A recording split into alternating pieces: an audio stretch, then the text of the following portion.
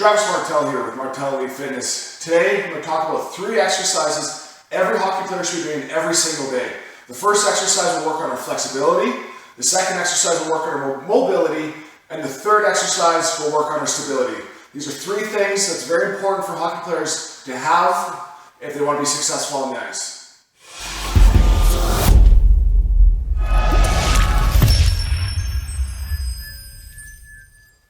The first exercise we're going to do is going to work on our flexibility. So we want to make sure that we have very good flexibility through our hips. When we're skating, our hip flexors take a lot of abuse, so we want to make sure that those things are nice and stretched and healthy. Otherwise, we're going to start to have injuries as we progress through the season, typically through the low back because our hip flexors are too tight. So grab yourself a couch, a bench, something to put your back foot up on. Also grab yourself something soft to put your knee underneath. So fold up a blanket, use a pillow or a mat like I have here. To get set up in this exercise, we're going to place our back foot up on the bench.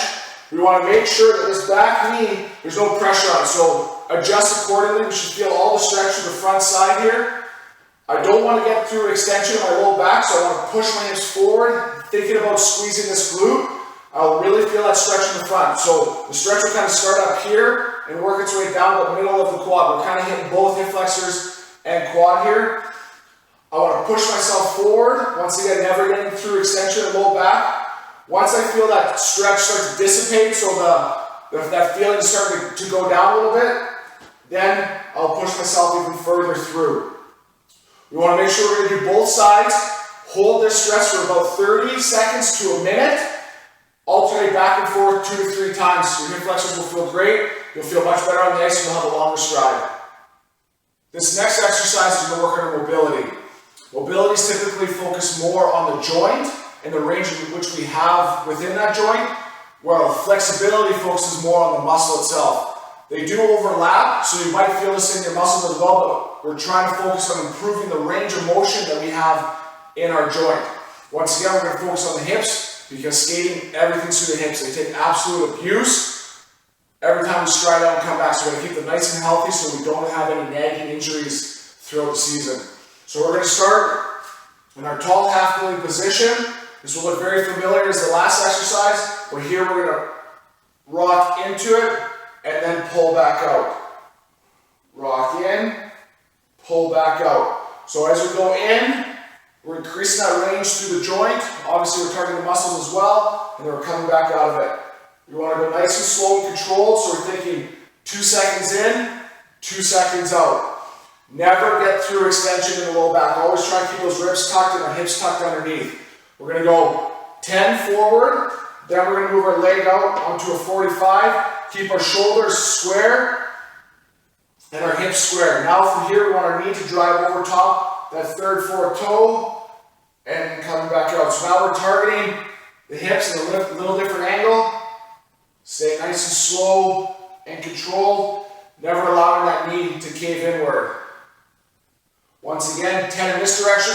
Then the last one, we want to try and get our foot all the way out through our toe, our heel, and this knee should be one straight line. Try and get our hips and our shoulders square forward. And we're going to rock out to the side and then come back. Rock out to the side, continuing that knee over top that 3rd, 4th toe and back. Go nice and slow and controlled through this one. 10 reps at each angle and make sure we're switching and doing both sides. This last exercise is going to work on our stability. Now that we've improved our flexibility and our mobility, we have to add some stability to it. The better stabilization we can have within our hips and through our core, it actually improves flexibility and mobility because now we actually have strength to hold those positions. So when you're trying to increase your stride length, obviously you have to have better flexibility so the muscles can get to that end range. We have to have better mobility so within the joint itself we can get to that end range. And the better stability we have, the first 2 things work that much better. So this last one, we're going to get into a bear crawl position. We want to make sure that our hips are level with our shoulders and our ears. So straight line all the way through. And while we're holding this position, we want to breathe through our lower part of our abdomen. So we want to make sure that we're inhaling through here and exhaling back through. I don't want my ribs to flare up as I'm inhaling. I also want to make sure that my knees are underneath my hips and my hands are right underneath my shoulders. So we get set up, We'll start in our quadruped position, so we're going to be on all fours. Make sure those knees are underneath hips, hands are underneath shoulders, and we're flat through our back. From here, we're going to pop up, make sure we're flat all the way through, and we're going to hold this position. I'm going to inhale through my nose, exhale through my mouth. As I inhale, I want my lower abdominal to expand. And then as I exhale, my lower abdominal will come in. Expand, come in.